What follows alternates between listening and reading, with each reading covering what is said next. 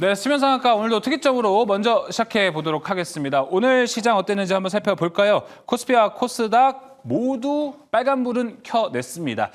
장 후반부에 오늘 일단은 당정에서 나온 소식 덕분에 일단은 시장이 계속해서 파란색 음봉을 띄우다가 이제 양봉 전환이 됐거든요. 그래서 그 흐름폭이 상당히 좀 컸다라는 것, 내일 시장에 연속성이 있을까에 대한 이야기 상당히 궁금해하실 것 같습니다.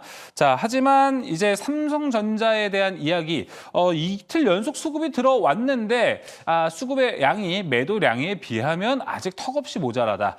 현재 또 어떻게 해석을 해야 되는지 어제에 이어서 오늘도 또 삼성전자 이야기를 함께 나눠보도록 하겠습니다.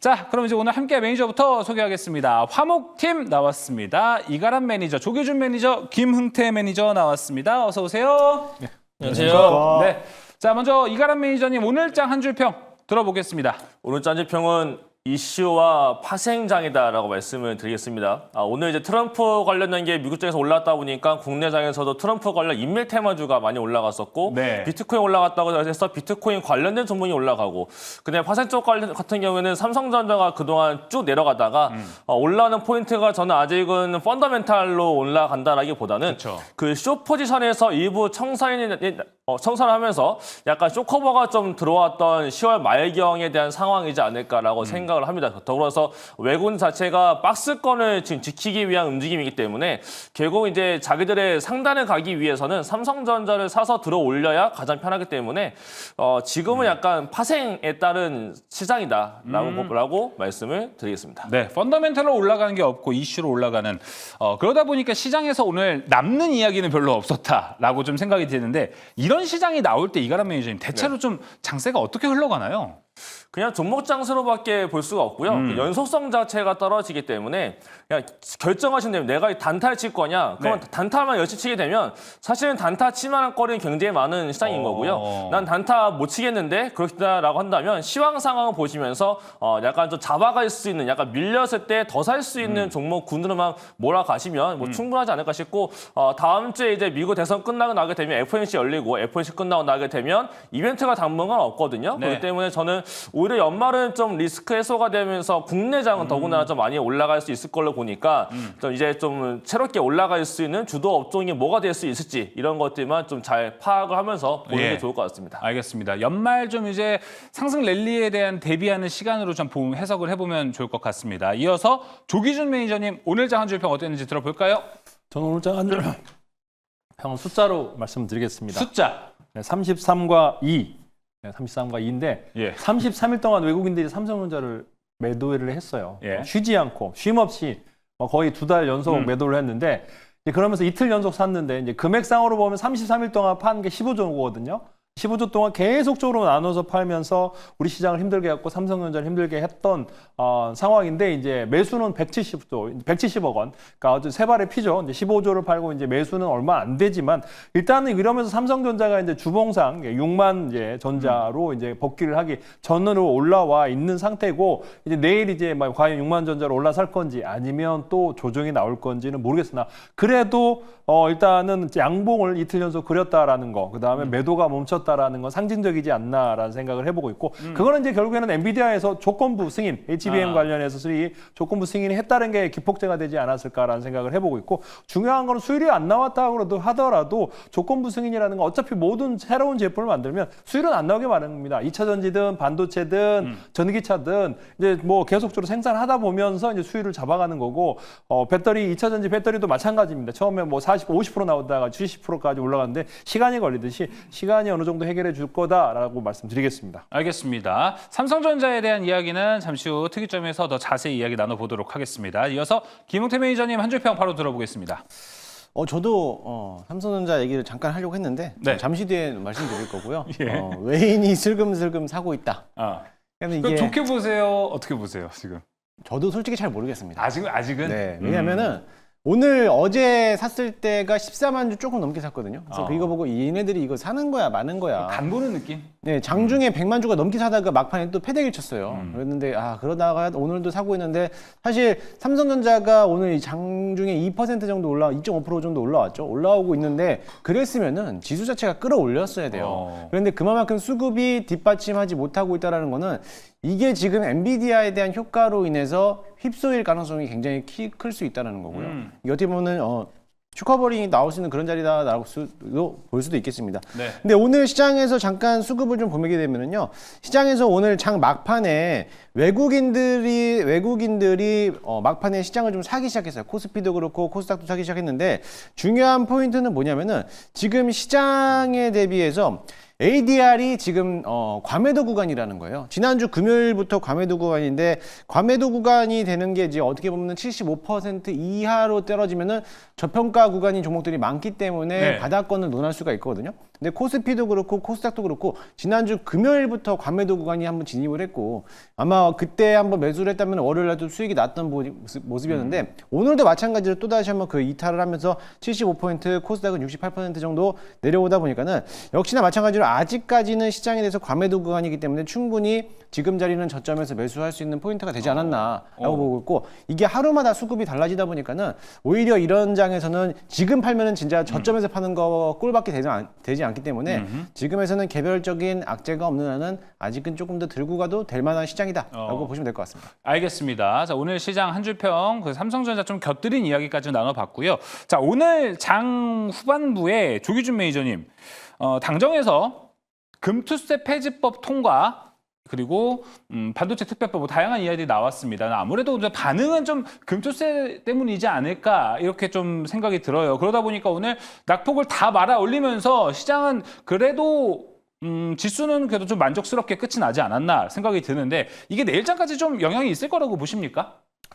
당정이라는 거는 뭐 거기에 민주당이 참여를 그쵸? 안 했기 예. 때문에 예. 제가 보기에는 뭐 통과됐다고 해서 완벽하게 된 건 좀 아니기도 미비하게. 하고 네. 또 하나가 이제 민주당 결국에는 뭐 모든 키는 민주당이 가지고 있기 때문에 당정에서 금투세 정기 통과를 했다고 해서 바뀌는 건 아닙니다. 결국에는 이제 이재명 대표가 어떻게 결론을 내리느냐가 결판이 날 것 같은데 일단 지금 현재 상황에서 이렇게 늦은 시간에 얼마 이제 뭐 2달밖에 안 남은 상황에서 시행하냐 마냐 이렇게 뭉개고 있는 것 자체가 너무 소모적이지 않냐라는 생각을 해보고 있고 결론을 빨리 내주셨으면 좋겠다라는 생각을 해보고 있고 거기에 주장하는 사람은 이제 금투세를 했을 때 뭐 개인들 피해가 없고 근데 지금 현재 금투세 때문에 지금 현재 우리나라 주가 지수가 굉장히 많이 힘들고 스트레스 받고 있고 많은 개인 및 투자자들이 힘들어하고 있다라는 자체만으로도 중요한 거다라고 보시면 될 것 같아요. 이제 어떤 규제라는 거는 없을 때가 제일 낫습니다. 어떤 좋은 규제도 있으면 불편하고 좀 안 좋은 거기 때문에 네. 금투세가 아무리 좋으면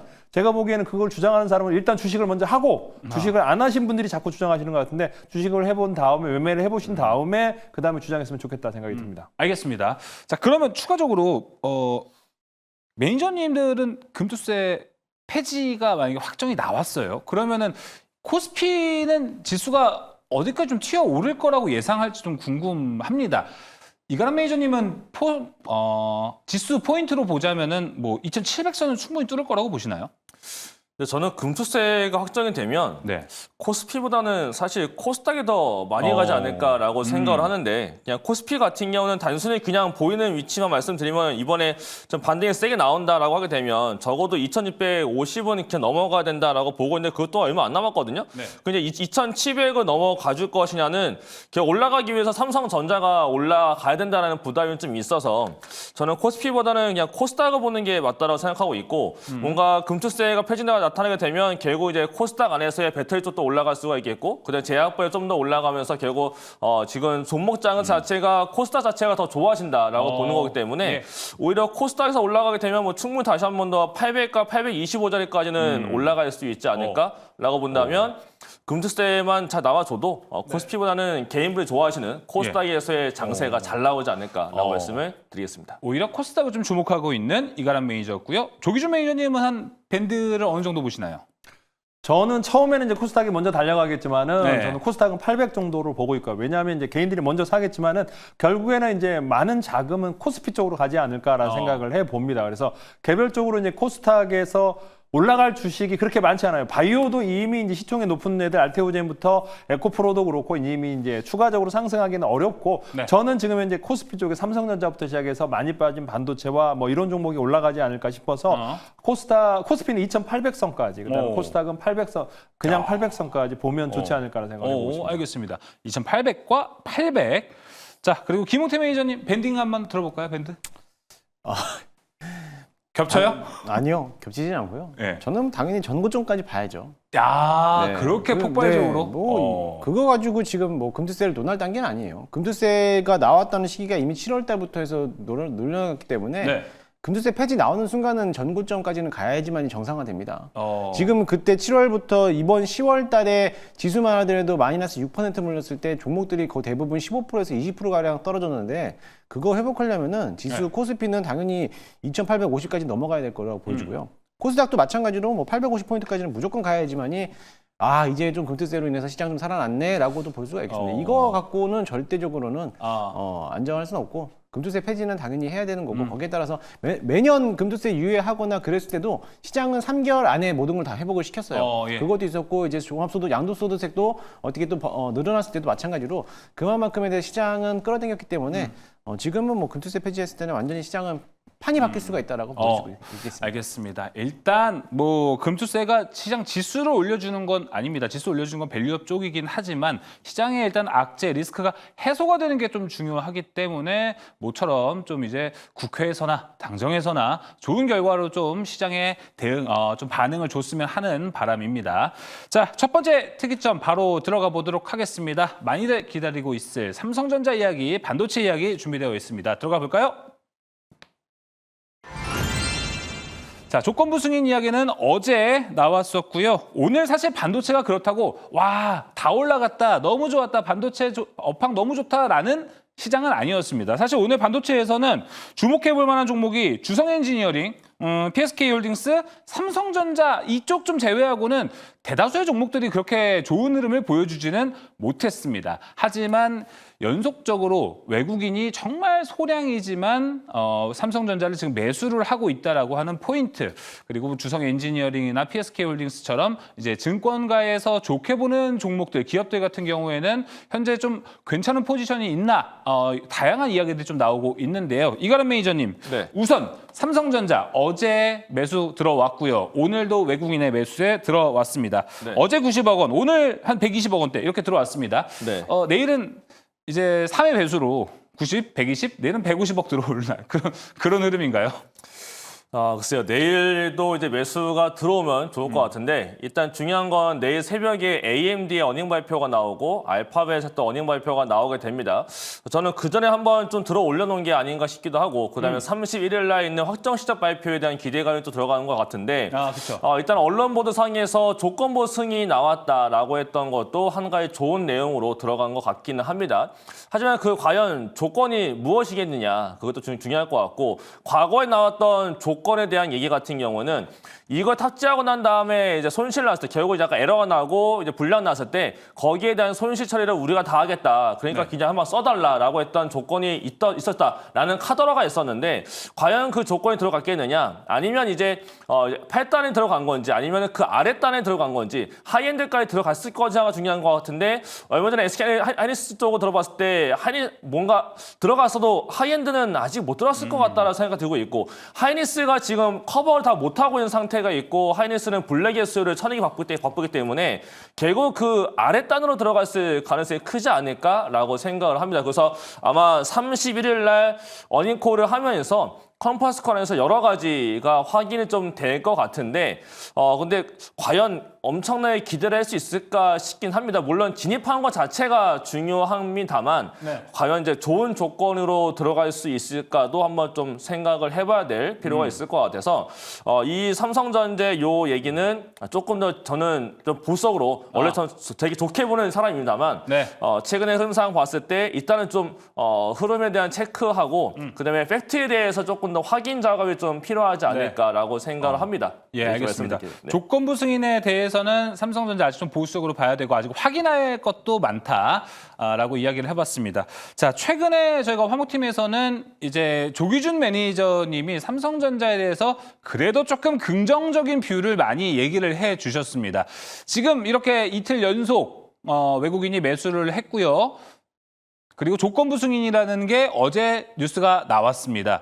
이거에 대해서 조기준 매니저님 생각은 어떤지?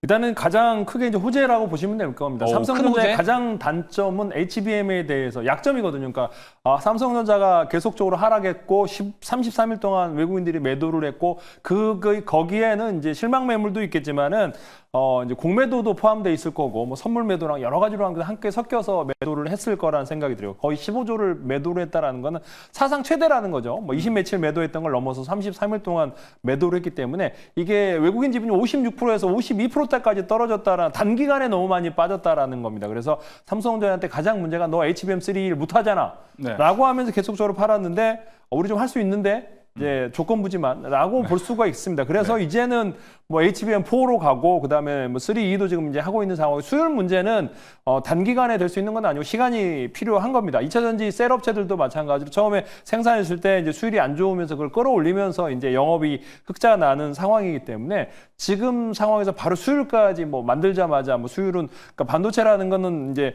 계속 제품을 생산하는 상황에서 잡혀갈 거다라고 저는 보고 있기 때문에 여기서 이제 반등이 나온다면 공매도 수수기도 이제 뭐 쇼커버가 들어오지 않을까라는 생각하면서 6만 전자까지 갔다 놓을 것 같다라는 생각이 들고 있고요.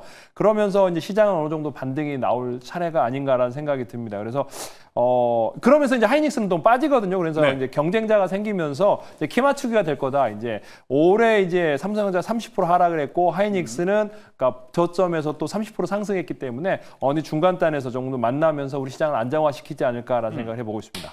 예, 알겠습니다. 매니저들마다 생각을 한번 좀 들어보도록 하겠습니다. 김용태 매니저의 생각은 또 어떨지가 궁금하고요.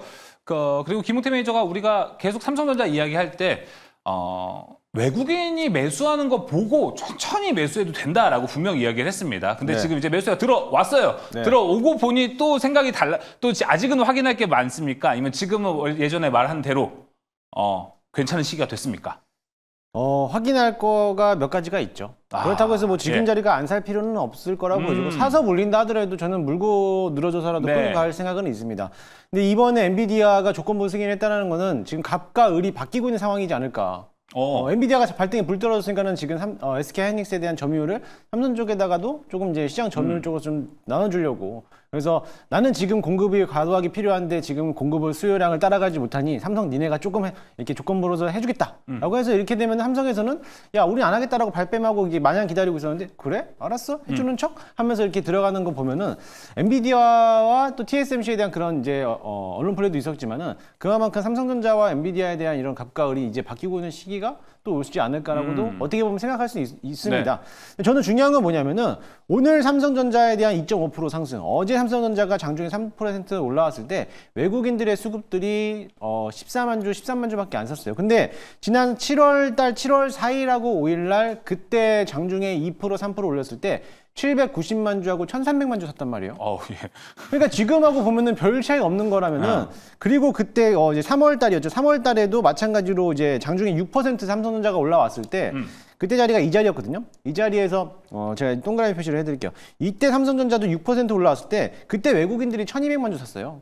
그때 개인들이 1,900만 주를 매도했는데 오늘 기껏해야 개인들이 해봤자 200만 주, 300만 주밖에 매도세가 안 나왔습니다. 예. 결론은 개인들이 물량을 아직 덜 뱉고 있다는 거예요. 개인들이 물량을 뱉어놔야지만이 외국인들이 들어올 거고 그때부터가 정말 찐 반등이 들어오는 시점이 되지 않을까라고 보고 있기 때문에 오늘에 대한 이런 2, 30만 주에 대한 적은 소액에 대한 물량은 아직은 간보는 자리가 되지 않을까. 그렇기 때문에 약간 좀 휩소일 가능성도 배제할 수 없다. 하지만 뭐 오늘 사서 내일 물린다 하더라도 굳이 팔 필요는 없다라고 그쵸. 그렇게 보시면 될 것 같습니다. 네, 현재 자리에 대한 그 매력도는 상당히 높아요. 근데 앞으로 어떤 모멘텀이 나오느냐 이게 되게 중요할 것 같고요. 아무래도 31일 있을 컨퍼런스 콜 두고 지금 아마 외국인들도 조금씩 사면서 간해보는 것 아닐까 좀 생각이 듭니다. 그래서 이제 컨콜 앞두고 있는데 삼성전자가 여기서 과연 어떤 이야기를 할지가 상당히 궁금해지는데 우리가 그걸 맞추지는 못하잖아요. 근데 매니저님들 세 분이 보셨을 때 이런 이야기 하면은 주가 부양은 좀 따놓은 당상이다라고 생각하시는 것도 있을지 좀 궁금합니다. 먼저 김웅태 매니저님. 네. 컨콜에서 이런 이야기 나오면 이건 진짜 큰 호재가 된다.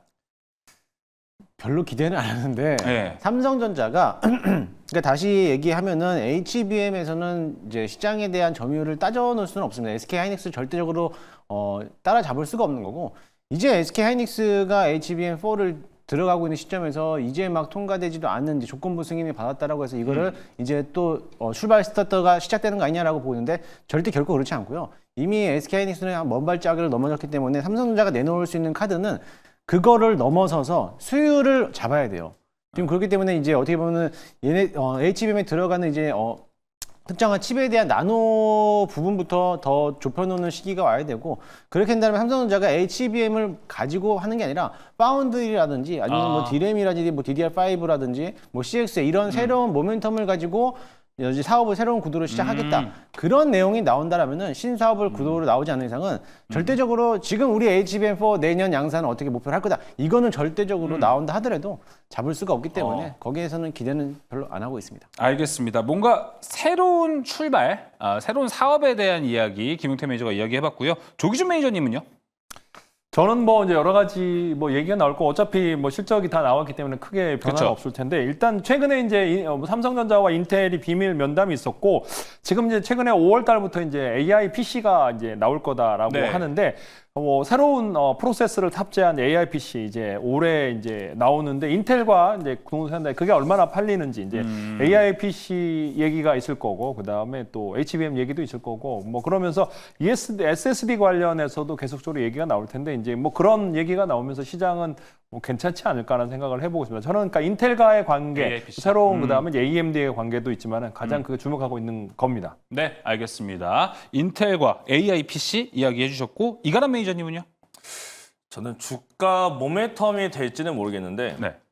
이번 컨콜에서 제가 가장 중요하게 듣고 싶은 거는 딱 하나입니다. 투자 규모 줄일 거냐 말 거냐인 건데 투자 규모. 예, 지금 HBM 관련해서도 투자 규모를 일단 좀 줄이겠다라는 코멘트가 한번 나왔었고 맞아요. 그거 이외에 레거시 쪽을 하이닉스는 아예 그냥 줄여놓고 네. 그러니까 레거시 너무 안 좋으니까 SK 하이닉스 같은 경우 원래 컨콜 보게 되면 내용이 되게 안 좋았거든요. 되게 안 좋았는데 시장에서는 되게 환호했단 말이에요. 그 이유가 HBM 쪽을 다 바꿔서 이거 가지고 우리가 해먹겠다라고 하는 건데 따지고 보게 되면 HBM을 제외하고는 하이닉스도 전반적으로 다 좋다라고 이미 선언을 한 겁니다. 그래서 삼성전자도 일반적인 레거시 쪽을 한번 더 줄일 거냐 라는 코멘트가 나와야 될 수가 있을 것 같고 그다음에 HBM 관련해서도 투자 규모를 한번 줄일 수 있다는 코멘트가 나왔었는데 그만 줄인다라고 한다면 과연 예상보다 얼만큼 캐패스를 줄여서 진행할 것이냐 그다음에 지금 현재 상황에 대해서 과연 코멘트가 나올 수 있을지 모르겠는데 만약이라도 뭔가 HBM 관련해서 정확한 코멘트를 좀 준다면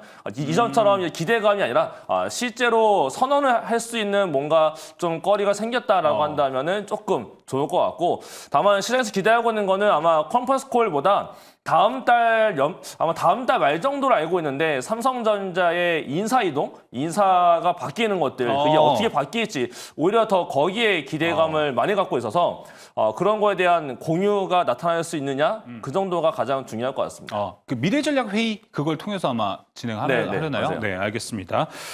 네, 일단은 이가람 매니저는 이제 반도체 투자에 대한 여부가 어떻게 될지 어제 SK 하이닉스에서는 그걸 이제 내년에는 좀 상황에 맞춰 줄일 수도 있다라는 얘기를 했는데 삼성전자의 상황은 어떤지도 한번 보시는 것도 중요할 것 같습니다.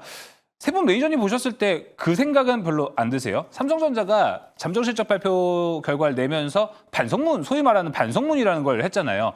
이거를 좀 상쇄하는 최소한의 뭐 립 서비스 아니면 내지는 뭐 포부를 밝히는 이야기들 이런 게 나오면 주가 부양 되지 않을까? 저는 이렇게도 생각이 들어요. 뭐 거기에 주주 뭐 부양 관련해서 뭐 자사주 매수라든지 뭐 이런 것들이 나온다면 더할 나위 없이 좋지 않을까라는 생각을 해보고 있고요. 그래서 뭐 제가 보기에는 제일 좋은 건 자사주 매수 한 2조 정도 해주면 딱 좋을 것 같습니다. 예, 알겠습니다. 자사주. 예, 밸류업에 들어갔잖아요. 네, 근데 예. 문제는 자사주를 사면 소각을 해야 되는데 삼성전자가 금산분리가 좀 있고 뭔가 아. 지금 매입했는데 소각을 못할 수가 있거든요. 예. 잘못하면 지금 해놓고 그거 하나도 안 하잖아요. 소각을 네. 해버리게 되면 네. 그건 지금 삼성생명 쪽이랑 해가지고 지금 뭔가 지분율 잘못하면 10% 넘어가 버려요. 그렇게 됐을 때 약간 문제가 생기기 때문에 뭔가 그거에서 약간 보수적이다라는 이런 코멘트가 있었고 배당은 그건 늘려면 되는 거 아니냐라고 하는데 원래 영업 총 그 현금에서의 절반 정도를 주전에 쓰겠다라고 했는데 네. 지금 돈에서 못 벌잖아요. 예. 그렇다 보니까 그것도 못 채우는 거 아니냐라는 게 좀 많아지고 있어서 예. 저는 이번에는 주전 나오면 되게 좋은데 저는 그것보다 반성문 썼겠다. 네. 뭔가 막 기대감을 또 심어주게 되면 시장은 분명히 또 안 믿을 거란 말이에요. 네. 저는 그래서 그런 기대감을 주는 것보다 그냥 실제로 얼만큼 안 좋고 다 시토한 다음에 이거를 어떻게 바꿔나가겠다라는 그런 식에 대한 멘트를 더 쳐주는 게 더 중요하지 않을까라고 말씀을 드리겠습니다. 예, 알겠습니다. 자, 삼성전자에 대한 이야기 그리고 컨콜에서 나왔으면 하는 이야기들까지 함께 좀 나눠봤습니다. 마음 편하게. 자, 그러면 이제 반면에 또 하이닉스 쪽 이야기를 한번 해보도록 하겠습니다. 자, 이 우리가 소위 말하는 하이닉스와 한미반도체는 자기들만의 기술력이 있어서 시장에서 엄청난 독점권을 가지고 있었기 때문에 그만큼의 밸류도 많이 받아왔습니다. 하지만 삼성전자 조건부 승인 이야기도 나왔고 한화인더가 갑자기 이쪽에 TC본도 쪽에 들어오면서 한미반도체도 주가에 브레이크가 좀 걸렸습니다. 지금 그러다 보니까 이제 독점 프리미엄을 갖고 있던 그룹은 떨어지고 오늘 한화인더와 삼성전자는 좀 올라가는 이런 장세가 좀 보여졌습니다. 상반된 흐름이 나온 건데 조기준 매니저님 보셨을 때는 이 상반된 흐름에서는 어디가 지금 좀 괜찮다고 보세요? 일단 흐름은 뭐 올라가는 빨간 봉이 나오고 있는 쪽이 낫지 않을까라는 생각입니다. 딱 정반대로 지금, 뒤집어 네. 보시면은 생각이 될 겁니다. 이제 최근 들어서 한 2달 동안 이제 뭐 15만 원대, 14만 원 찍고 올라갔던 20만 원까지 이제 수직 상승을 했고 지금 뭐 8만 원대에서 수직을 하락했기 때문에 이제 반대로 어느 정도 선에서 키 맞추기가 되지 않을까라는 생각을 해보고 있고요. 외국인들이 이제 많이 팔고 있고 또 사고 있는 상황이기 때문에 아마도 키 맞추기 저는 보면은 이제 하이닉스는 한 17만 원대, 그 다음에 이제 삼성전자는 한 7만 원대 선에서 키 맞추기가 되지 않을까라는 생각을 해보고 있는데 과연 7만 원 너무 높은 6만 5천 원, 7만 원 사이 정도로 생각해 보면 좋지 않을까 생각해 보고 있습니다. 알겠습니다. 이거에 좀 반대되는 생각을 하시는 분은 먼저 얘기를 해주셔도 좋습니다. 뭐 예를 들어서 지금 하이닉스라든지 한미반도체 쪽이 좀 더 이렇게 오히려 저가 매수세로 나쁘지 않다. 여길 잡아야 된다. 한미반도체는 잡으면 안 될 것 같고요. 오히려 하나인더스트리얼 솔루션즈 그런 종목들을 잡아내는 것도 괜찮을 것 같고 사실 하이닉스를 그것 때문에 지금 삼성전자 사실 어제와 오늘은 삼성전자에 대한 이런 어떻게 보면은 이제 디커플링이 나오는 현상으로서 좀 내려가는 모습인데 죽었다 깨나도 HBM은 그냥 하이닉스죠. 아, 그렇죠. 네, 그렇기 때문에 그거 걱정해서 이거는 주식을 못 산다라는 거는 반도체를 사시면 안 된다라고 보면 됩니다. 네, 너무 일희일비하지 말자. 네. 또 이렇게 볼 수 있을 것 같습니다. 이가람 매니저님도 같은 생각이신가요? 네, 저는 삼성전자는 정말 좀 길게 보실 분들, 그러니까 내년도를 본다라고 한다면 저는 삼성전자가 조금 더 낫지 않을까라는 생각을 하고 있고요. 워낙 내려가봤자 어차피 내려갈 룸 자체가 많지 않기 때문에 그리고 지금 다 안 좋은 게 다 나왔거든요. 유튜브 보신 분들 아시겠지만 삼성전자의 내부자가 나와서 지금 내부 정보를 다 까발렸단 말이죠. 네. 그렇기 때문에 지금 뭐가 문제가 되고 있는 건 다 이제 전 국민이 다 알고 있는 상태가 되기 때문에 삼성전자가 좀 큰 쇄신을 한다라는 걸 보여주게 되면 삼성전자 진짜 급반등할 수가 있는 거라서 네. 내년도를 본다면 삼성전자가 위치상은 조금 길게 봐서 난 건데 지금 당장 뭔가 좀 결과물을 보실 거라면 삼성전자보다는 아무래도 눌리고 있는 하이닉스가 조금 더 편안하지 않을까라고 말씀을 드리겠고 밸류체인 또한 마찬가지로 네. 하이닉스 관련 밸류체인은 보시기 낮고 그 장비 선정위원회가 거의 끝나가다 보니까 최근 DID부터 해서 수주가 나타나주고 있는데 새롭게 신규 장비로 또 선정될 기업들이 몇 개가 있습니다. 네. 그러한 기업들을 좀 눌릴 때 보시게 되면 아마 수주공시가 뜨면서 한 번 더 올라갈 수가 있을 걸로 보여지고 가장 중요한 점은 하이닉스 밸류체인 들어가게 되면요. 마이크론 쪽으로 연결되는 경우가 상당히 많습니다. 마이크론이 하이닉스의 밸류체인을 그대로 베껴오고 있거든요. 예. 한미도 베껴왔고 PSK호도 베껴왔고 대부분 다 지금 그대로 가지고 오고 있는 상황이기 때문에 크게 그림을 그려보게 되면 하이닉스의 밸류체인이 된다? 그러면 마이크론까지도 갈 수 있다라는 그림이 또 그려지는 거라서 반도체가 올라갈 때 또 그쪽 밸류 체인이 올라갈 수가 있는 거니까 지금 상태에서는 길게 보실 분들은 삼성이지만 그렇지 않다면 하이닉스 관련된 걸로 보시는 게 더 네. 좋겠다라고 말씀을 드리겠습니다. 추가적으로 이가람 매니저님은 지금 한미반도체, 한화인더 좀 어떻게 보고 계신가요? 이게 결- 명확한 게 없잖아요. 한화인더는 지금 그렇죠. 사실. 명확한 게 네. 없는데 이제 그거죠.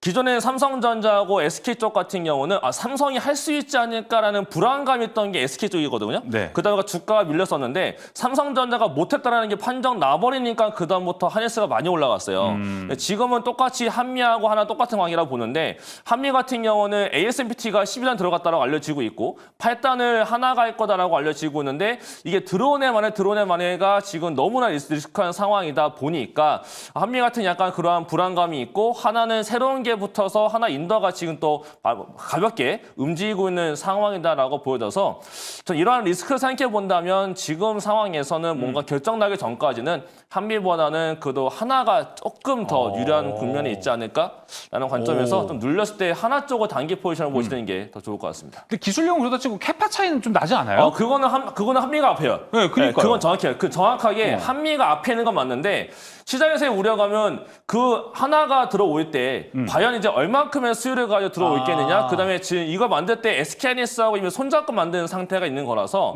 어느 정도의 물량은 뺏기지 않을까에 대한 불안감이 있는 상태이기 때문에 결국 얘가 들어와서 얼만큼 나오는지를 또 확인하게 되면 한미가 앞섰는구나 되면서 그때 다시 올라갈 수가 있어요. 근데 지금은 아직은 확실하지 않은 상태다 보니까 네. 심리적으로 불안한 건 한미가 불안한 거고 심리적으로 우세한 거는 들어가겠지라는 기대감이 있는 하나인더가 더 유리한 상태다라고 보시는 게 가장 좋을 것 네. 같습니다. 쫓기는 자가 좀 불안한 거고 네, 쫓아가는 맞아요, 사람은 맞아요. 마음 편하게 따라가고 있는 그런 흐름인 것 같습니다. 자, 일단은 장비 쪽에 대한 이야기도 함께 나눠봤고 오늘 장비에서 주성 엔지니어링 또 빼고 이야기하면 안 될 것 같습니다. 오늘 주성 엔지니어링이 호재가 엄청 많았어요. 인적 분할, 물적 분할 하지 않겠다. 그리고 어닝 서프라이즈도 내놨고요. 자사주 매입한다. 뭐 다양한 이야기들이 있으면서 오늘 주가 엄청나게 올라왔고 이게 워낙 큰 호재다 보니까 와 내일도 좋겠는데라고 좀 생각이 드는데 매니저님 OX 한번 볼까요? 주성 엔지니어링 나라면 내일 바로 들어간다. O 들어주시고요. 아니다. 좀 떨어지는 걸 기대하겠다. 내일입니다. X 해보도록 하겠습니다. 주성 엔지니어링 한번 확인해 볼까요? 하나, 둘, 셋. 오, 조기준 매니저님만 5를 들어주셨습니다. 들어볼까요, 이야기? 일단 뭐 금액상으로 500억 자사주 매수를 하는 네. 것도 있고 그다음에 또 삼성전자가 올라가면 이제 뭐 추세가 생겼기 때문에 그런데 이제 그렇다고 해서 뭐 너무 높게까지는 아니고요. 뭐 저는 이제 35,000원, 37,000원 정도. 그러니까 요 정도까지는 이제 나오지 않을까. 그래서 37,000원을 목표가로 해서 이제 단기 매매는 가능하겠는데 뭐 더 오래 끌고 가거나 이어지는 않을 것 같습니다. 예, 알겠습니다. 반면에 X를 들어준 김웅태 매니저님은요? 내일 조정 나오면 사야죠. 조정 나오면. 네, 조정 나오면 사는 거고 오늘 올라왔던 이슈가 인적 분할에 대한 이슈 때문에 올라왔는데 결국에는 안 한다라고 했잖아요. 네. 그러면 오늘 올라온 거를 반납할 가능성도 굉장히 크죠. 아무리 자사주 매입을 한다고 하더라도 그건 이제 내일 시장에서 반응할 문제지 지금에서는 시장에서는 올라왔던 이유가 명백하게 있었기 때문에 올렸거든요. 분할 안 하는 게 더 좋은 거 아닌가요? 근데 이제 거기에 대해서 한다라고 했기 때문에 올려놨는데 안 한다고 다시 또 발표되면서 이제 뭐 시간에서 좀 약세장을 좀 보였습니다. 근데 거기에 대해서는 당연히 내일 장에서 조정 한번 나오면은 아마 조정받고 나와서 가지 않을까. 왜냐면 오늘 시장에서 물론 이제 흐름상도 괜찮은데 일단락에서는 저점에서 한번 과도하게 또 올라왔고 거기에 대해서는 분명히 여기서 추가적인 상승세가 나오는 것보다는 조정 국면 가고 가는 게 훨씬 더 아름다운 또 그림이 또 될 수가 있기 때문에 본다라면 좀 물론 나쁘다라고 하는 게 아니라 만약에 산다면은 조금 더 조정 나오면 그때 사겠다라는 거를 말씀드리겠습니다. 네, 알겠습니다. 이거랑 매니저님도 비슷한 생각이면은 넘어가도록 하겠습니다. 네, 저도 이거는 그냥 조정 나올 때 보시는 게 조정 더 나올 때. 좋을 것 같고요. 반도체 수급 붙을 때 보시면 좋지 않을까라고 말씀을 드리겠습니다. 알겠습니다. 자, 그럼 이제 어떤 종목으로 우리가 압축을 해봐야 되는지 종목도 한번 들어보도록 하겠습니다. 오늘 조기준 매니저님 종목 먼저 들어볼까요? 저는 일단은 가장 이제 요번에 이제 제가 포트에 넣었던 YC입니다. 물론 손실이 나서 이제 포트에 뺐지만은 삼성전자가 반등하면 따라 올라갈 수 있는 주식인데 오늘은 따라가지 못했습니다. 그런데 분명한 건 여기가 이제 D램, 낸드, 그 다음에 이제 HBM 검사 장비까지 수주를 했다라는 걸로 보시면 될 것 같고 삼성전자가 11% 지분이 있다라는 것도 참고하시면 될 것 같아요. 신텍의 50%의 지분에서 가지고 있기 때문에 제가 보기에는 YC를 가장 우선적으로 보고 있고요.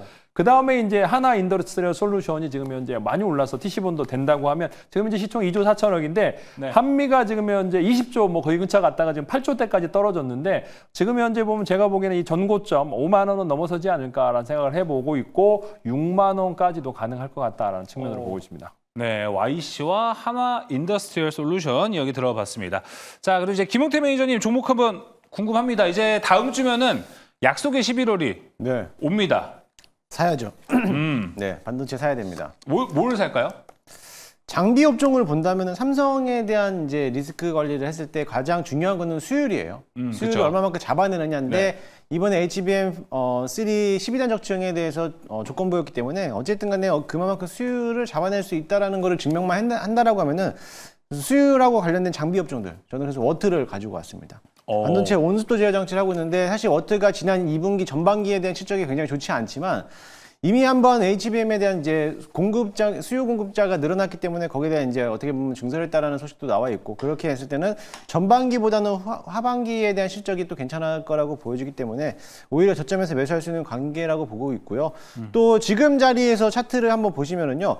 사실 공모가가 6,500원이라서 좀 지금보다는 좀 싸게 있지만은 지금 상승했을 때 바닥권에 있을 때 그 가격대로 그대로 내려왔습니다. 그렇기 때문에 오히려 반등한다라면은 삼성에 납품하고 있는 HBM 납품하고 있는 이제 장비 업종에서는 워트. 물론 YC도 좋은데 YC는 삼성전자에 대한 지분도 갖고 있고 괜찮긴 한데 저는 워트도 좀 좋지 않을까 그래서 보고 있습니다. 추가적으로 CXL은 11월 어떨 것 같습니까?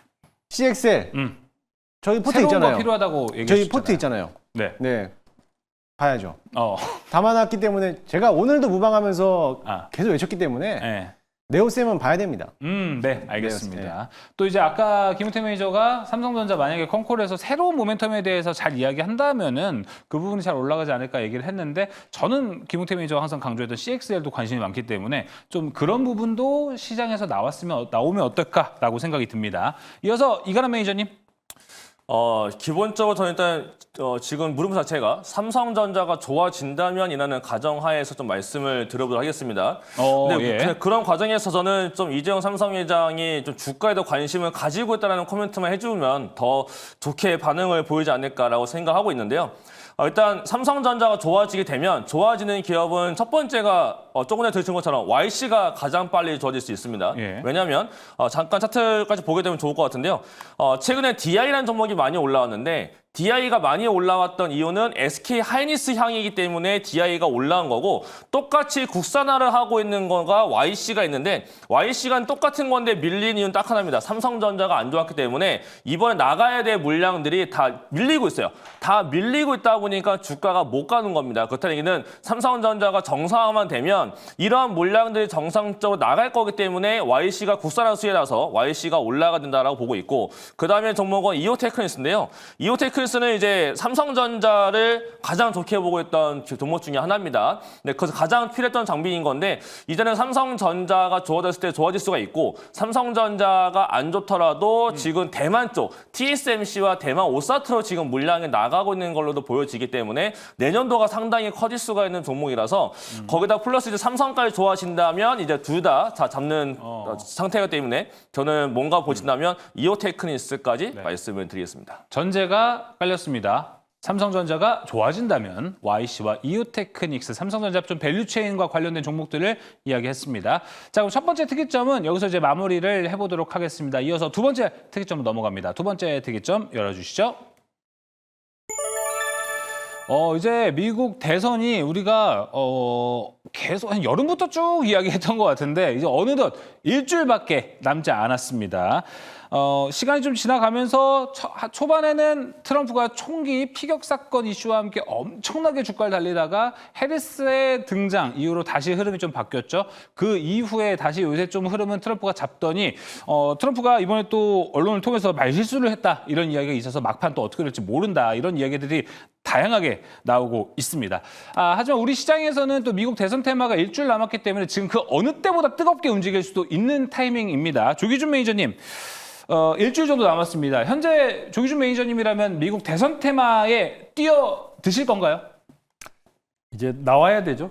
대선 나와야 테마 되는 제가 타이밍. 이제 이게 생각되면은 과거에 2016년에 제가 그때 힐러리와 그다음에 이제 트럼프 때 다들 힐러리가 뭐 압승할 거라고 했는데 그때 역전되면서 미 대선은 진짜 알다가도 모르겠다. 그러니까 지지율은 높은데 막상 이제 선거 제도가 특이하기 때문에 어떻게 될지 모른다. 결국에는 이제 경합주에서 결정이 날 텐데 그게 또 이제 뭐 텍사스라든지 이런 쪽에서의 경합이 아직 박빙이기 때문에 알 수 없는데 지금 이제 트럼프 쪽으로 많이 흘러가고 있다고 하고 또 많은 대기업들이 이제 트럼프 쪽에다가 줄을 서고 있는 상황이지 않냐라는 생각이 드는데 막판에는 또 지금 현재 이제 많은 사람들이 이제 먼저 선거를 참여하는 이유가 경기가 그렇게 좋지 않다라는 거죠. 그러니까 지금 현재 급여를 1억 4천을 받는데도 지금 이제 인플레이션 문제가 해소가 덜 됐다라는 거죠. 생활하기가 힘들기 때문에 지금 현 정부에 대해서 심판을 해야 된다라는 측면이 있고 과거에 이제 과거에 이제 트럼프가 했던 거에 대해서 이제 뭐 잘못했다. 앞으로 트럼프가 되면 또 큰일이다라고 생각하는 사람이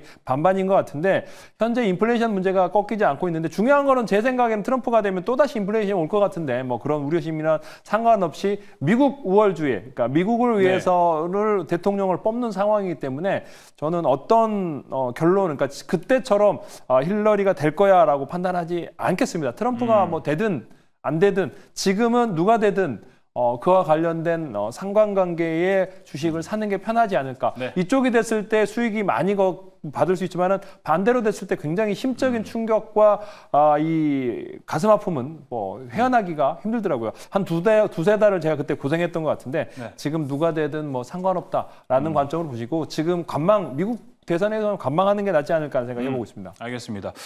전 또 궁금한 게 조기준 매니저님, 대선 끝나면 우리 시장 좀 괜찮아질까요? 미국 대선요? 미국 대선 끝나면 우리 시장 좀 괜찮아질까요?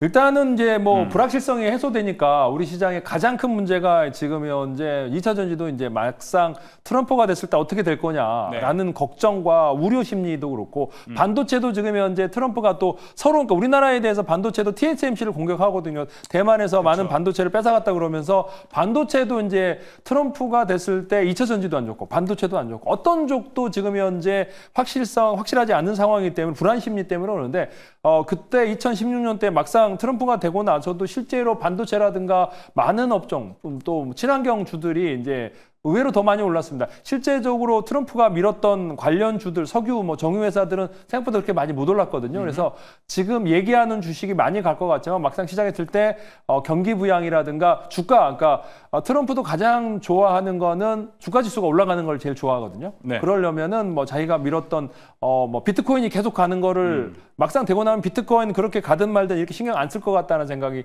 들고 있고요. 예. 막상 그때도 석유화학 제품 이제 석유 관련해서 시추를 해야 된다라고 했는데 석유 시추 관련해서 그렇게 많이 안 올랐습니다. 심지어 가장 많이 오른 거는 IT, 반도체 뭐 이런 쪽이었기 때문에 막상 대통령이 되고 나서는 경기를 신경 쓰지 자기가 얘기했던 거에 대해서 뭐 그거를 계속 지키려고 하지는 않을 거다라는 측면을 말씀드리겠습니다. 네, 알겠습니다.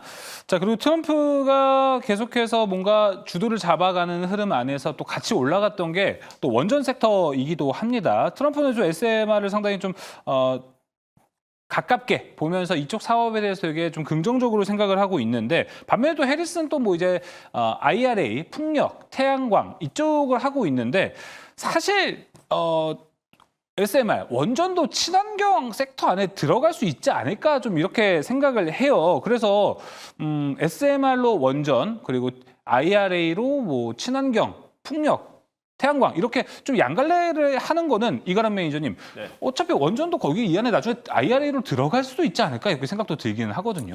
뭐 그건 뭐 좀 지켜봐야 할 것 같은데 네. 일단은 지금은 SMR 같은 경우는 트럼프가 지금 주장하는 것도 있지만 지금 뭐 마이크로소프트도 그렇고 구글도 그렇고 미국의 빅테크들이 이번 주에 어닝 발표 기간인데 최근에 SMR에 투자하겠다는 거라고 전력을 이제 계획을 했다라고 하는 건데 거기에 대해서 아마 추가적인 코멘트가 나올 걸로 기대가 되다 보니까 아마 이번에 한 번 더 원전 쪽이 더 미국 내에서 올라간 게 아니었나라고 생각을 합니다. 그래서 미국 내에서 올라갔다 보니까 국내에서도 그와 엮여서 이번에 한 번 더 원전주가 같이 올라간 게 아니었을까라고 생각을 하는데 네. 저는 원전주 종목들은 이제 미국 쪽, 그러니까 국내는 사실 약간 테마성이 너무 짙다 보니까 이슈 이후에 어떻게 될까는 사실 약간 물음표는 그려지고 있고 미국 쪽은 당분간 강세가 더 이어질 것 같고 올라가다가 눌리더라도 되고 다시 가지 않을까라고 생각을 해서 미국 관련된 원전과 미국 관련된 전력 설비, 전력 인프라 쪽은 조금 더 길게 보시는 게 맞지 않을까라고 생각을 하고 있고요. 네. 대신에 태양광들과 풍력 같은 경우는 지금 잡기보다는 저는 대선 끝나고 난 다음에 밀리느냐 밀리지 않느냐를 좀 보면서 그때 들어가는 게 더 편하지 않을까라고 그쵸, 그쵸. 말씀을 드리겠습니다. 네, 지금 당장 좀 보기보다는 대선 다 끝나고 거품이라는 게 좀 빠졌을 때 보는 것도 충분히 늦지 않다라고 이야기를 했습니다. 자, 그럼 이제 이어서 김웅태 매니저는 미국과도 관련해서는 전력 인프라에 대한 이야기도 항상 꾸준히 좀 해줬고 원전도 여기 들어가 있고 하다 보니까 이 에너지라는 데에 있어서 좀 가장 관심 있게 보는 쪽이 어디입니까? 둘 다 관심 있게 보는데 네. 지금에서 시장에 대한 트렌드를 보면은 SMR이 맞죠. SMR이 원전이 뭐 친환경인데 왜 그거를 이제 IR에만 이제 안 들어갈 뿐이지. 네, 그러니까요. 텍스노미에 편성되면서 이미 친환경으로 이제 분류가 되어 있는 거기 때문에 참 트럼프가 그냥 생각 없이 내뱉은 말만 하지 네. 않을까. 예. 그냥 국방비도 마찬가지로 우리나라 국방비 예산을 뭐 받지도 않는 거지만 우리나라가 미국에 들어가는 국방비도 엄청나게 많은데 그것도 푼돈 갖고 뭐 하냐 이런 얘기 하고 있어가지고 사실 이 친환경 문제도 마찬가지로 원전들도 당연히 신재생에너지에 대한 분류, 그러니까 어떻게 보면 친환경 쪽으로 들어가고 있기 때문에 당연히 봐야 되는 거 마찬가지고요. 지금 사실 우리나라 정책 면에서는 주도에서는 이제 원전이 강한 흐름인데 지금 시장에서도 원전 플러스 SMR까지도 글로벌 시장에서도 계속 주목하고 있기 때문에 그렇기 때문에 원전 관련된 종목들은 끊임없이 조금 이제 테마성보다 네. 어떻게 보면 시장에 대한 주도주 안착을 할 수 있는 그런 섹터가 될 수 있다라고 보고 있고요. 네. 또 신재생에너지 이제 태양광이나 풍력도 마찬가지로 이제 실적이 찍히고 있었기 때문에 풍력도 지금 뭐 저점에서 충분히 뭐 잡아봐도 될 거라고 네. 보고 사실 지난 2016년도 그 전에서도 이제 바이든 이제 어떻게 보면 이제 트럼프가 집권했을 당시도 신재생에너지들에 대한 움직임이 강했어요. 그렇기 때문에 이거는 미국에서 나는 석탄 화학을 뭐 에너지 더 쓰겠다라고 해도 이거를 신재생에너지를 안 쓸 수가 없거든요. 네. 그렇기 때문에 거기에 대한 문제는 뭐 잠깐에 대한 이벤트성으로 조금 이제 밀려나는 거지 장기적인 측면으로 본다라면 충분히 괜찮을 거라고 저는 네. 보고 있습니다. 그 매니저님도 앞서 이제 조기준 매니저는 대선 테마에서 오히려 지금 나와야 할 때 그리고 이가람 매니저는 이후에 거품 빠지고 보자라고 이야기했는데 김웅태 매니저님도 지금 동일한 생각이신가요? 저는 약간 좀 둘 다 다른 쪽은 생각인데 네. 트럼프든 해리스든 두 가지 섹터에서 같이 공략될 수 있는 게 겹쳐 있어요. 전력. 네, 그 전력들도 있고 일단은 지금에서는 트럼프 쪽이 우세이기 때문에 강하게 움직이는 재건도 있겠지만은 이 재건이라는 거는 우크라이나와 러시아에 대한 전쟁에 대한 종식을 또 만들어줘야 되거든요. 그렇기 때문에 그거에 대해서는 재건 테마주들도 분명히 한번 해리스가 된다 하더라도 똑같이 방향성은 전쟁을 종전하기 위한 정책을 내놓을 거기 때문에 재건 테마주들도 꾸준하게 늘어날 거라 보여지고 그것뿐만 아니라 역시나 이제 대선 끝나고 나서는 저는 뭐 트럼프가 될 가능성이 좀 높게 나와 있지만 저는 그때부터는 트럼프 대선 하루 전이라든지 그 전에는 제약 바이오를 그때도 담아야 되지 않을까. 왜냐면 지금 국제 금리가 상승했기 때문에 제약 바이오가 투심을 좀 잃어가고 있는 모습이거든요. 근데 만약에 이게 대선이 끝난다라고 하면 이게 국제 가격이 계속적으로 상승하지 않을 거라는 거죠. 여기서 이제 지금도 오늘 올라가고 있지만 이 국제 금리가 좀 꺾여서 내려온다면은 그때 제약 바이오가 올라갈 텐데 그때가 이제 대선 끝나고 나서는 시점이라서 그 전날에는 한번 제약 바이오 못 갔던 제약 바이오는 그때 좀 담아도 되지 않을까. 그래서 보고 있습니다. 예, 오히려 제약바이오는 좀 미국 대선이 끝나고 나서의 타이밍을 같이 보는 거 좋을 것 같고 재건 이제 미 대선 테마에서는 재건에 대한 이야기도 한번 강조를 해준 김웅태 매니저입니다. 자, 그렇다면은 우리가 각자의 아까 타이밍이 다 다르다고 말씀을 해주셨기 때문에 우리가 에너지 쪽에 집중을 해본다면 어떤 종목을 좀 주목해 보는 게 좋을지 먼저 조기준 매니저님 종목 한번 들어보겠습니다. 뭐 가장 확실한 거는 뭐 두산 에너빌리티가 아닐까. SMR에 이제 막 다른 종목들 원전 해체라든가 뭐 여러 가지 종목들이 이제 소형주들이 움직이는데 두산 에너빌리티는 지금 이제 수급 상황이라든가 뭐 이런 걸 봤을 때 기관들 외국인들 이제 2만 선 이제 18,000원에서 2만 선을 완전히 안착하면서 전고점 25,000원 돌파를 시도하고 있고 뭐 수급 상황 계속적으로 외국인들이 22.5%까지 늘리고 있는 상황에서 2분기 실적도 괜찮았고요. 앞으로 실적도 괜찮은 주식인데 두산 에너빌리티 제가 보기에는 뭐 25,000원 당연히 넘어설지 않을까라는 생각을 해보고 있고요. 네. 거기다가 이제 하나 더 한다면 저는 이제 SK 오션 플랜트를 얘기하는 거는 이제 이게 풍력이냐라고 하는데 SK 오션 플랜트는 여기에 조선도 있습니다. 그러니까 40대 40 그러니까 4대4 매출이 나오고 있고 특수 탱크들 이제 뭐 이런 것들을 만들고 있고 그래서 조선과 그다음에 해상풍력, 해외 하부 구조물을 만들고 있는 쪽이 이제 SK 오션 플랜트이기 때문에 저는 이 두 종목을 보면 되지 않을까 생각해 보고 있습니다. 네, 두산 에너빌리티와 SK 오션 플랜트 이어서 이가람 매니저님 종목 들어볼까요? 네, 저는 지금 뭐 원전이냐 뭐냐를 따지기보다 그냥 전력기기를 지금이라도 사는 게 낫다라고 보고 있고 그다음에 ESS 쪽 결국은 ESS가 무조건 필요하기 때문에 저는 ESS 쪽은 뭐 정치적으로 리스크는 없다라고 저는 생각을 합니다. 저는 그래서 종목을 본다면은 일진전기를 좀 먼저 말씀을 드리고 싶고요. 네. 지금 일진전기 같은 경우는 지금 증설도 하고 있거든요. 증설을 하고 있는데 이 증설의 공시를 잠깐 보여드리면 작년에 나왔던 공시인 건데 날짜를 보니까 31일 날 이제 내일 모레입니다.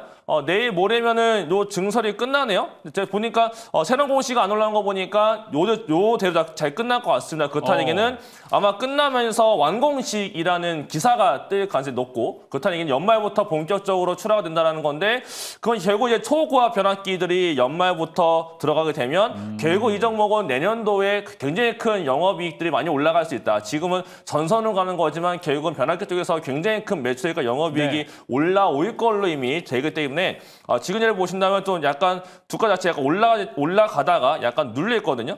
이번에 한 번 더 올라갈 수 있지 않을까라는 기대감이 있고 그다음에 이제 서진 시스템도 이번에 실적이 잘 나올 걸로 전망되고 있으니까 ESS 쪽에도 한번 관심을 가져보시는 게 더 좋을 것 같습니다. 실적으로 접근 서진 시스템 그리고 증설 효과 기대가 됩니다. 일진전기 들어봤습니다. 이어서 김홍태 매니저님. 저는 두산 에너빌리티가 한번 나왔기 때문에 네. 그거에 또 같이 협업사를 갖고 있던 공급사인 우진엔텍. 그래서 우진엔텍을 보겠는데 계측 제어 장비이기 때문에 우진엔텍도 상장된 지 얼마 안 됐지만은 그만큼 또 한번 이제 체코에 대한 이제 그 내용으로서 많이 올라왔고 거기서 이제 세론으로서 주가가 한번 한참 밑으로 내려왔는데 이제 바닥권에서 다시 한번 상장한 이후에 대한 가격대까지 올라왔기 때문에 네. 충분히 뭐 BHI가 워낙에 또 많이 왔기 때문에 다음 후발주로서는 우진엔텍이 또 한번 따라가지 않을까. 그래서 이런 원전 수용주들도 보고 있습니다. 네, 알겠습니다. 두산 에너빌리티 그리고 우진 엔텍까지 이야기 들어보면서 두 번째 특이점도 마무리하도록 하겠습니다. 자, 이어서 세 번째 특이점. 우리가 앞서 미국 대선 테마 이야기를 했는데 비트코인 이야기를 한 번도 안 했습니다. 이유는 세 번째 특이점에 준비가 되어 있습니다. 지금 바로 확인하시죠. 네, 오늘 비트코인이 또 엄청나게 올라가고 있고요. 오늘 지금 현재 업비트 기준으로는 비트코인이 한화로 9,975만 4천 원. 아까보다는 조금 내려간 모습을 보여주고 있고요. 아닙니다. 지금 오히려 더 치고 올라가는 모습이 나타나고 있습니다. 저번 상승 랠리 때 1억 500만 원까지 올라갔기 때문에 이번에도 1억은 좀 충분히 뚫지 않을까 다양한 이야기를 나오고 있고 오늘 시장에서도 가상화폐 관련주들이 좀 올라가고 있습니다. 좀 트럼프 발로 올라가고 있는 것 같은데 이게 또 한 번 올라가면은 한 달 정도는 좀 연속성 가지고 가는 케이스들이 많습니다. 김우태 매니저님. 근데 지금이 그 한 달로 보자면 아직 초반이거든요. 네. 좋은 타이밍인가요? 지금은? 제가 오늘 아침에 네. 모 매니저하고 이게 시황 얘기를 좀 하다가 비트코인이 또 올랐네. 그래서 제 비트코인을 봤습니다. 네. 제 것만 마이너스더라고요. 뭐 그 알트코인? 네, 뭐, 예. 뭐 아무튼 뭐 비트코인이 제 것만 마이너스인데 뭐 가겠죠 하고 마냥 기다리고 있는데 뭐 비트코인 지금 9,960만 원을 지금 가고 있어요. 9,970만 60만 원을 왔다 가고 있는데 지난 105만 원을 넘었을 때에 대한 흐름들을 봤을 때 이제 막 다시 지난번에는 이제 반감기 형식으로서 한번 이제 네. 포모 현상으로서 많이 들어왔다가 다시 한번 이제 거기에 대한 재료 소멸을 해서 이제 조정은 나왔는데 지금 자리에서 다시 한번 올라가고 있다라는 거는 직전 고점에 있는 1억을 다시 한번 돌파할 수 있다는 기대감에 대한 심리로서 아마 투자 자금들이 몰릴 가능성도 굉장히 큽니다. 거기에 플러스 이런 가상화폐라든지 STO 토큰증권 발행 관련돼서도 오늘도 마찬가지로 국내 법 제한은 진행하고 있는 와중인데 사실 이 비트코인 제외하고 법 제한 그 STO 토큰에서도 마찬가지로 지금 일본하고 영국은 이미 STO 이제 법안 발의가 시행돼서 사용하고 있는 거고 네. 이제 국내 어떻게 보면은 지금 우리나라만 지금 이제 법 제한 제동이 걸려가지고 안 가고 있는 건데 아마 늦어도 올해 연내 안에서는 빠르면 다음 달, 내달 아니면 늦어도 올해 연내 안에는 법제화가 통과가 되지 않을까, 법안 발의가 통과되지 않을까. 그랬을 때는 당연히 이제는 주식시장도 있겠지만은 지금 증권사에서 관심 있게 보고 있는 거는 이제 토큰 증권이거든요. 그래서 그와 관련된 기업들도 같이 한번 보시면 좋겠고 앞으로 앞서 이제 코인에서 비트코인도 9,900만 원 1억 원을 넘어갔을 때에 대한 차트에 대한 흐름도가 이제 우리 기술 투자가 이제 두나무 지분을 갖고 있었기 때문에 네. 가장 대표적으로 수혜를 받는 종목이잖아요. 차트 한번 보시면은 그때 12,380원까지 올라갔을 때가 딱 최고점을 찍었을 때 100만 원, 1억을 넘었을 때거든요. 근데 지금 여전히 마찬가지로 지금 9,900만 원 넘어갔을 때도 지금 이제 10,000원권 선을 이제 간다 하고 있어요. 네. 어떻게 보면 비트코인하고에 대한 차트 흐름사가 비슷하게 가고 있는데 만약에 비트코인이 1억을 다시 한번 넘어간다라고 하면은 우리 기술 투자라든지 하나증권 투자라든지 아니면 그 외쪽으로서 STO 관련된 기업들도 다시 한번 상승세를 타서 정오점을 넘어갈 가능성도 굉장히 클 수 있다라고 네. 볼 수 있겠습니다. 그럼 김우태 매니저님, 지금은 뭐 하나투자증권 뭐 이런 쪽처럼 비트코인 관련주도 되고 STO도 묻는 이 좀 두 가지가 다양하게 모니터 가져가고 있는 종목들이 더 유리한 건가요? 저는 가져가고 있는 게 더 유리하지 않을까. 지금이야 이제 시장에 대한 관심도는 주가에 반영을 하느냐 못하느냐 거기에 대한 관심도지 이게 만약에 지금도 비트코인도 자체도 사실은 눈에 보이지 않는 돈이잖아요. 네. 그렇기 때문에 그런 기대감으로써 이제 그만큼 올라왔기 때문에 토큰 증권도 마찬가지로 이 STO도 지금에서야는 이제 보이지 않는 거지만 네. 이게 또 실질적으로 또 나중에 또 비트코인처럼 또 갈 수 있기 때문에 그런 측면에서는 충분히 투자할 만한 이런 계기가 되지 않을까 그 보고 있습니다. 알겠습니다. 조기준 매니저님 생각은 어떤지 좀 궁금합니다. 이 연초에 올라갈 땐 현물 ETF 승인이 되면서 그때 엄청나게 치고 올라가고 가상화폐에 있는 종목들이라고 해야 되나요? 코인들이 거의 다 이제 다 같이 올라가는 장세를 보여줬는데 지금은 이제 트럼프 발로 올라가는 것 같습니다. 근데 왠지 트럼프 발로 올라간다고 하니까 대선 끝나면 이것도 끝나려나? 라는 생각도 들다 보니까 조금 손이 안 나가긴 하거든요. 어떻게 생각하시나요? 일단은 이제 뭐 대선 이제 다 알려진 거고 막상 트럼프가 막상 대통령이 되면 뭐 코인의 수도를 만들겠다. 막상 말뿐이고요. 당장 시행 안 할 가능성이 높습니다. 일단은 뭐 이제 물론 시행하는 것도 있죠. 뭐 장벽을 설치하겠다. 뭐 그러면 실제로 장벽 설치하고 하긴 하는데 코인 관련해서 이렇게 투자를 하면은 결국에는 이제 태클을 당할 겁니다. 왜냐하면 코인이 그렇게 강해지는 만큼 달러가 이제 또 문제가 되기 때문에 결국에는 그거의 양쪽에서 어떤 유불리를 따질 수밖에 없는 상황이고 이제 저는 이제 코인이 올라가는 이유가 마이크로소프트에서 지금 현재 자금 투자를 얘기를 한다고 하는데 막상 이제 마이크로소프트도 트럼프에 줄을 서는 게 아닌가 약간 눈치 보기 하는 차원이 아닌가라는 측면으로 보고 있습니다. 근데 막상 이제 마이크로소프트나 이런 대기업들이 코인을 투자한다라고 하면은 제가 보기에는 시세 분출이 나오고 이제 전고점 돌파할 가능성이 높아 보이는데 그렇지 않고 이제 그냥 눈치 보기 뭐 이렇게 였다라고 하면은 다시 이제 또 밀리지 않을까라는 생각을 해보고 있습니다. 알겠습니다. 마이크로소프트까지도 같이 보면 좋을 것 같습니다. 이가람 매니저님 보셨을 때 지금 비트코인 올라가는 흐름은 한 얼마나 좀 연속성이 될까? 이게 사실 뭐 예측을 하는 게 말이 안 되죠. 근데 대체로 어떤 그 시기가 항상 있는 것 같아요. 올라가는 시기들 보면요. 맞아. 이게 항상 비트코인은 올라가는 그 약간 계절성이라고 하거든요. 네. 그게 좀 있는데 잠깐 차트를 보여드리면 이거를 제가 분석해보면 제가 약간 비트코인 하는 사람 같은데 이게 지금 뭔데 한번 보여주세요. 네, 보게 되면요. 항상 주식은 5월 달에 팔고 떠나라는 말이 있죠. 예. 비트코인은요. 10월에 사라는 말이 있습니다. 근데 지금이 10월이란 말이에요. 지금 10월 때 많이 올라갔잖아요. 그 이유가 뭐냐면 보시게 되면 여기 아래에서 못 올라가고 있다가 박스권 뚫었던 날이 딱 10월 달입니다. 이때가 이제 2020년이었는데 네. 10월 달에 고점 뚫고 난 다음부터 이때 이제 15,000달러짜리가 이때 6만 달러까지 올라가거든요. 네. 이게 지금 한 6개월 정도 올라갔었고 그 다음에 내려왔다가 올라갔을 때 요때도 10월이고요. 그 다음 때도 올라갔을 때 요때 내려왔을 때 이때도 10월이었었고 그 다음부터 다시 올라갔었고 그 다음에가 또 이번에 아래자리에서 올라갔던 시작점 자체가 또 10월입니다. 근데 이번에 또 10월에 올라가는 거거든요. 그래서 지금 비트코인 쪽에서는 10월에 다시 한 번 더 이제 올라가기 시작했으니까 네. 결국 이제 더 올라가는 거 아니냐라는 말도 있고 그냥 트럼프의 아들들이 지금 비트코인 관련된 플랫폼 사업을 하고 있어요.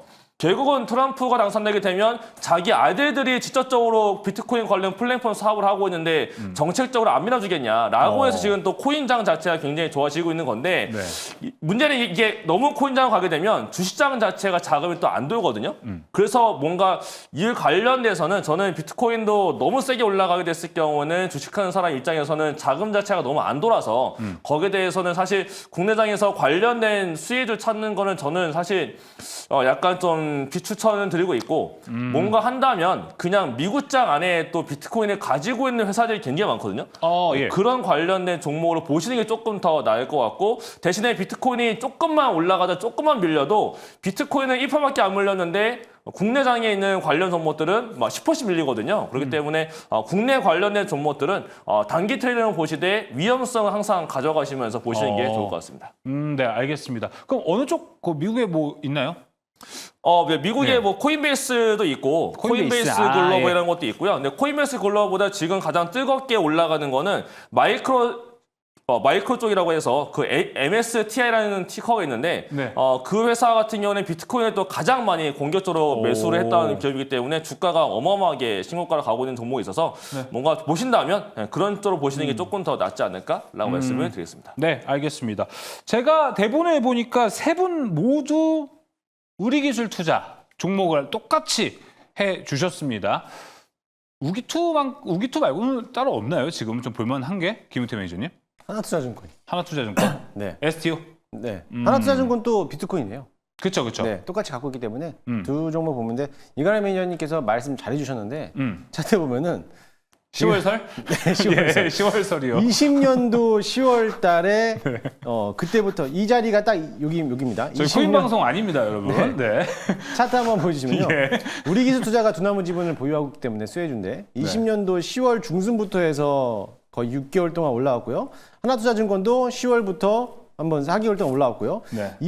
그 다음 해였던 21년도 10월부터 급등하는 패턴을 만들어 놨고요. 그리고 22년도 지나서는 코로나 때문에 좀 밀리긴 했지만 23년도 10월 중순부터 똑같이 올라오고 있습니다. 지금 24년도 10월인데 이제 여기가 출발할 수 있다라고도 볼 수 있는데 사실 이렇게 보면 안 되는데 비트코인이 그만큼 강세다 보니까는 네. 또 관련된 기업들이 이제 슬금슬금 올라가지 않을까. 네. 그리고 새롭게 대안으로 찾는다라면은 STO도 오늘 강했던 만큼 조정받으면 매수에 대한 기회다라고도 볼 수 있겠습니다. 네.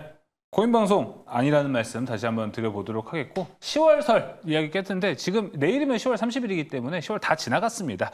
여러분은 아마 보시는데 그냥 어느 정도 재미용으로만 보시는 걸 좀 추천드리도록 하겠습니다. 자, 그럼 이제 종목은 어느 정도 이제 우리기술 투자로 압축이 됐기 때문에 바로 넘어가도록 하고요. 이제 특이점 마무리하기 전에 무료 방송도 한번 어떤 게 주제가 준비가 되어 있는지 이야기를 들어보도록 하겠습니다. 이가람 매니저님.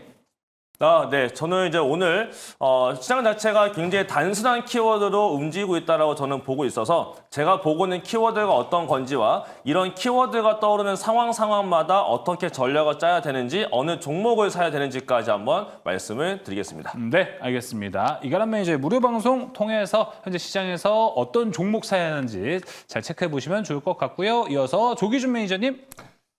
네, 저는 10시 10분에 이제 설명을 드릴 텐데, 많은 바이오 종목들, 그 다음에 이제 반도체도 있고 종목들이 올라갔다가 내려가는데, 이제 올릭스가 또 빠졌다가 다시 올라가더라고요. 그래서 눌림목에서 올라가는 종목들 한번 설명드릴 텐데, 지금 조금 이제 방송할 때 보니까 이제 문자가 하나 왔더라고요. 보건복지부에서 첨단 재생 의료 관련해서 내년 2월 달에 시작을 하는데, 그 시행 세칙을 12월 9일까지 이제 새로 발표할 거다. 관련 복지부 공시에 대해서 한 번 더 설명을 드릴 테니까 10시 10분에 들어오시면 되겠습니다. 제약바이오에 대한 이야기 또 하나 호재가 나올 것 같습니다. 조기준 매니저 무료 방송에서 확인해 보시면 좋을 것 같습니다. 자, 이어서 김흥태 매니저님은 채팅창 하나 읽으면서 개미날다님께서요. 흥태 매니저님 이따 무방에서 한화인더 얘기 좀 해주세요. 라고 해주셨습니다. 해주셔야겠어요?